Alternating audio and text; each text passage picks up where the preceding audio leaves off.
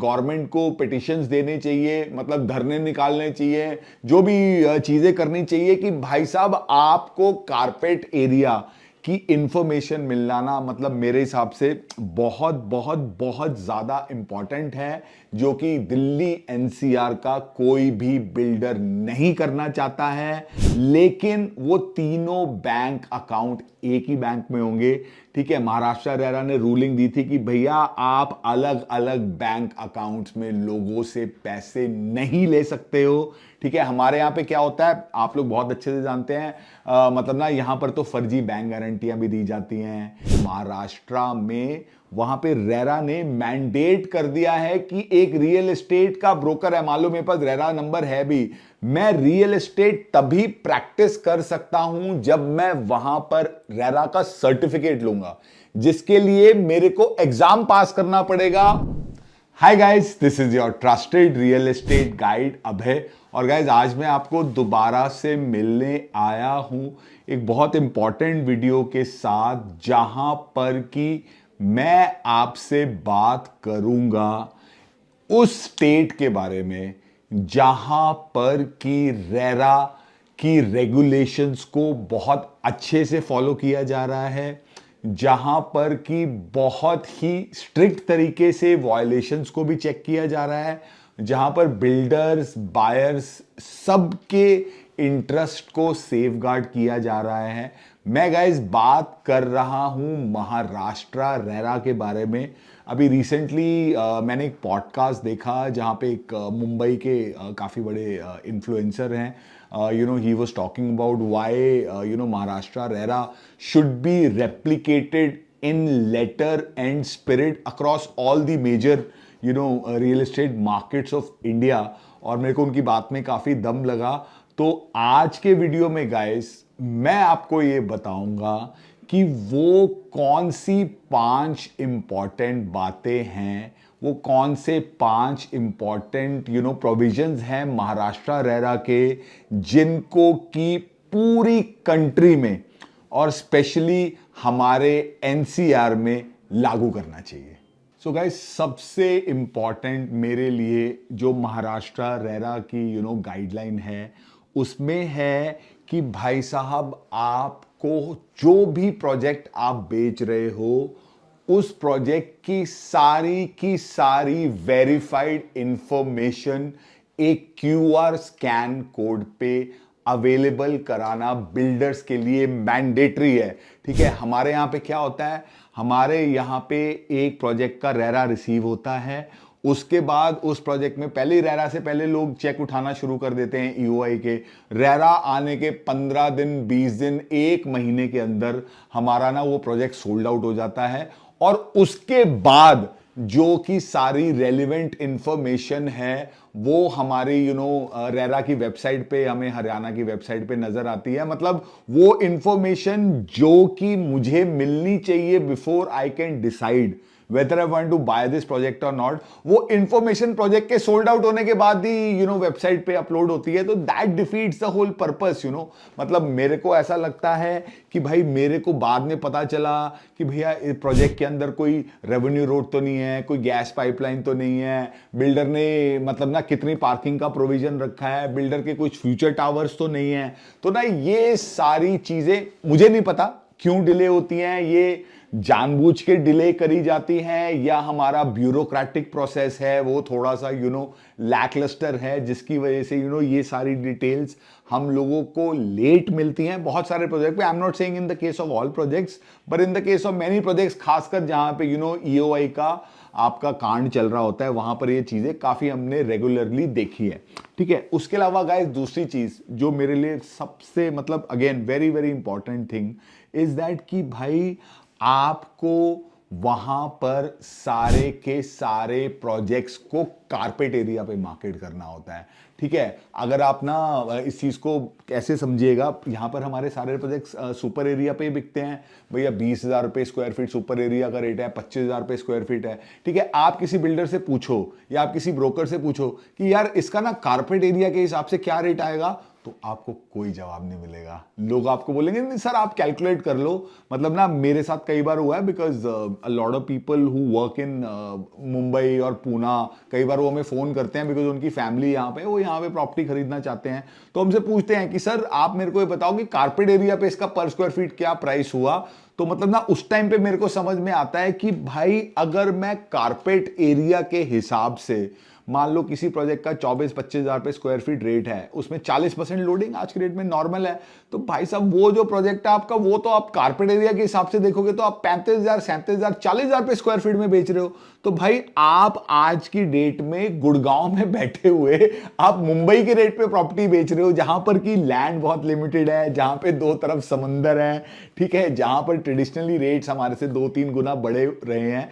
तो ये carpet area को लेके मतलब ना हमारी दो रेरा हमारा बोलता है कि भाई आपको कारपेट एरिया पे बेचना है, तो वो कारपेट एरिया हमें कब पता चलता है, जब हम बीबीए साइन करते हैं, ठीक है। और उससे पहले भी जो हमें रेरा कारपेट बताया जाता है, कहीं पर भी हमें रेरा कारपेट के हिसाब से पर स्क्वायर फीट प्राइस की कैलकुलेशन नहीं बताई जाती है, ठीक है। और मुझे ऐसा लगता है कि ये चीज के लिए बायर्स को मतलब ना आगे बढ़ना चाहिए, गवर्नमेंट को पिटिशंस देने चाहिए, मतलब धरने निकालने चाहिए, जो भी चीजें करनी चाहिए कि भाई साहब आपको कारपेट एरिया की इंफॉर्मेशन मिलना ना मतलब मेरे हिसाब से बहुत बहुत बहुत ज्यादा इंपॉर्टेंट है, जो कि दिल्ली एनसीआर का कोई भी बिल्डर नहीं करना चाहता है।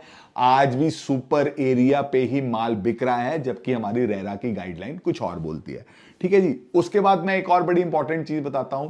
महाराष्ट्र रेरा ने अभी पीछे एक कुछ महीने पहले एक रूल मैंडेट किया कि सर आपका एक प्रोजेक्ट है, आप उस प्रोजेक्ट के ना 3 बैंक अकाउंट बनाओगे और वो तीनों बैंक अकाउंट एक ही बैंक में होंगे, ठीक है। एक बैंक अकाउंट में क्या होगा जी, जो आपके पास बायर से पैसे आ रहे हैं वो आपके उस अकाउंट में जमा होंगे, ठीक है। एक अकाउंट आपका होगा जहां पर कि आप 70% जो आपको एस्क्रो अकाउंट का पैसा मैंडेटरी रखना होता है, ठीक है, एज पर रेरा, वो 70% अमाउंट आप उस अकाउंट में क्या कहते हैं मेंटेन करोगे, और 30% अमाउंट आप फिर एक तीसरे अकाउंट में आपका मेंटेन करोगे। लेकिन वो तीनों बैंक अकाउंट एक ही बैंक में होंगे, ठीक है। महाराष्ट्र रेरा ने रूलिंग दी थी कि भैया आप अलग अलग बैंक अकाउंट्स में लोगों से पैसे नहीं ले सकते हो, ठीक है। हमारे यहाँ पे क्या होता है आप लोग बहुत अच्छे से जानते हैं, मतलब ना यहाँ पर तो फर्जी बैंक गारंटियां भी दी जाती हैं।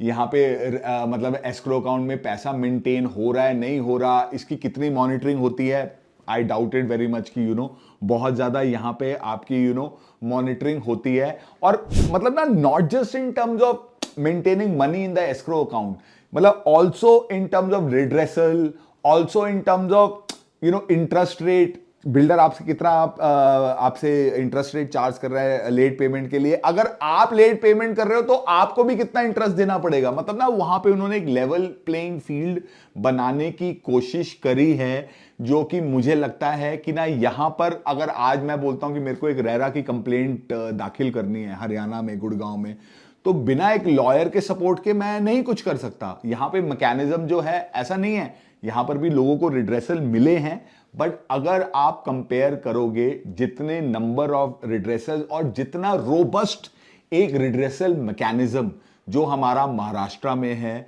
वो मुझे लगता है कि पूरे इंडिया में होना चाहिए। और ऑब्वियसली एनसीआर की तो हम लोग बैठे हैं, एनसीआर की हम लोग यहाँ पे आपसे बात करते हैं, ठीक है। उसके बाद गाइज एक दो चीजें और जो मेरे लिए बहुत इंपॉर्टेंट हैं, ठीक है। उसमें पहली चीज तो ये है कि सर जितने भी रियल एस्टेट एजेंट्स हैं, ठीक है, उन सबको क्या कहते हैं ना रेरा के साथ रजिस्टर करना होता है, यहां पर भी करना होता है वहां पर भी करना होता है, इसमें कोई अलग बात नहीं है। लेकिन यहां पर तो मतलब ना लोग कैसे कैसे करके रेरा नंबर ले लेते हैं, मैं उसके बारे में ज्यादा खुल के बात करूंगा तो लोगों को बुरा लग जाएगा। लेकिन एक की डिफरेंस क्या है कि वहां पे जब आप रेरा नंबर के लिए अप्लाई करते हो ना, तो वहां पे आपको एक डिक्लेरेशन देना होता है कि भैया मेरा कोई क्रिमिनल रिकॉर्ड नहीं है। वहां पे आपको एक डिक्लेरेशन देना होता है कि मैं रेरा के सारे रूल्स एंड रेगुलेशंस को फॉलो करूंगा। आपको ऑब्वियसली केवाईसी तो यहां भी देना होता है, वहां पर आपको बताना पड़ता है कि आप रेजिडेंशियल में काम करते हो, कमर्शियल में करते हो, ऑफिस स्पेस में करते हो, प्लॉट्स में करते हो। वहां पे आपको यह भी बताना पड़ता है कि आप करंटली किन प्रोजेक्ट्स में काम कर रहे हो।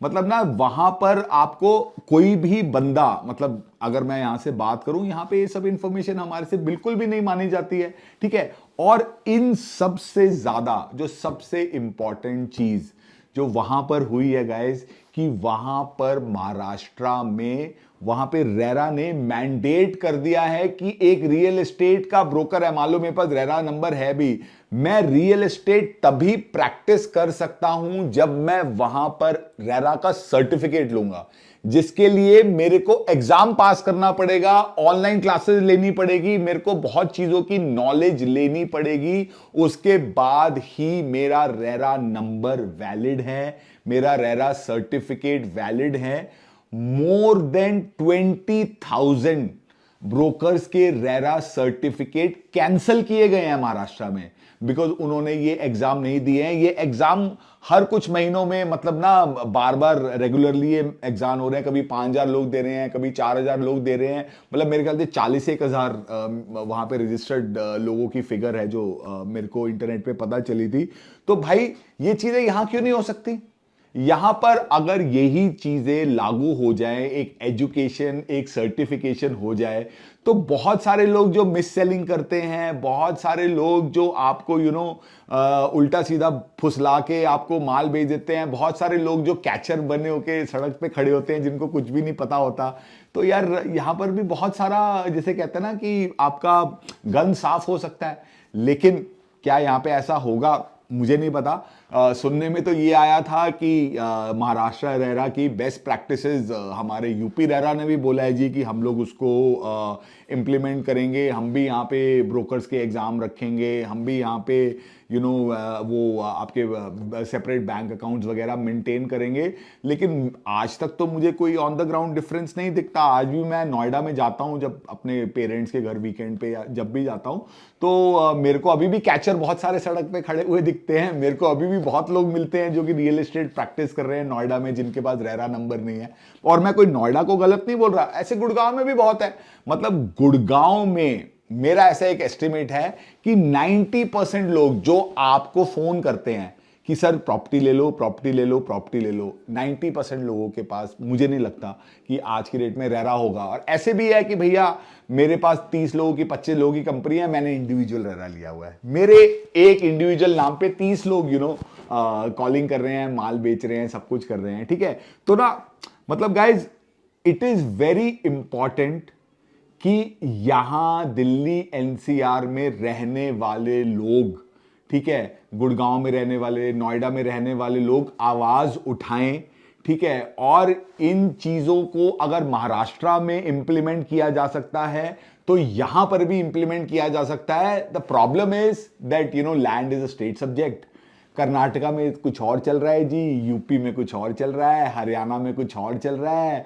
और कहां पर कितनी कनाइविंग है, कहां पे कितनी ढील देनी है, कितनी चीज़ों को हमने इंप्लीमेंट करना है या नहीं करना, उसके लिए अल्टीमेटली तो हमारी everything flows from the top. तो it is a state machinery that needs to ensure that these things happen. But obviously मतलब ना सबसे बड़े स्टेक होल्डर हम हैं, बायर्स, बिकॉज हमारा ही पैसा लगता है, हमारे पैसे से ही बिल्डर प्रोजेक्ट बनाते हैं, हमारे पैसे से ही सारा इकोसिस्टम चलता है। तो गाइज आई होप आप मेरा ये वीडियो मतलब ना शेयर करेंगे अपने सर्कल में ज़्यादा से ज़्यादा। एंड आई रियली होप कि मतलब ना इस टाइप की बेस्ट प्रैक्टिसेस हमारे दिल्ली एनसीआर में भी अडेप्ट करी जाए और इम्प्लीमेंट करी जाए, ताकि हमारी इंडस्ट्री भी यहाँ पर भी एक प्रोफेशनल तरीके से चल पाए, एक ट्रांसपेरेंट तरीके से चल पाए, और सारे स्टेक होल्डर्स का इसमें इक्वली ध्यान रखा जाए। So guys, that was just a very brief video after I saw the podcast that I was telling you about yesterday. I was really moved, and I was really क्या बोलूँ मैं, बहुत disturb था कि मतलब अगर इतनी अच्छी चीज़ें हमारे देश में कहीं और हो सकती हैं तो हमारे यहाँ पे क्यों नहीं हो सकती guys. So that was me, talking about, some important issues, not trying to sell you any product, not trying to sell you any micro market. और अब तो बारिश भी हो गई है, अब तो असली सर्दी का टाइम, क्रिसमस आ गई है, स्टार्ट हो गया है. तो आप लोग अपना ध्यान रखें और hope you guys have a good holiday season. I'll see you again in couple of days with my live podcast and मेरा जो लास्ट मैंने पॉडकास्ट किया था गेस्ट के साथ वो भी आप लोगों ने बहुत सराहा. मतलब विपुल बरेजा जो मेरे फ्रेंड आए थे उन्होंने बहुत इंपॉर्टेंट बातें करी. आई होप आप लोगों में से जिन्होंने नहीं देखा वो पॉडकास्ट आप ज़रूर देखिएगा. और जिस तरीके से गाइज आप लोग मुझे पहले सपोर्ट करते रहे हैं आगे भी सपोर्ट करते रहिएगा. Please like, share and comment on our videos and please subscribe to our channel. I'll see you guys again very soon. Bye for now.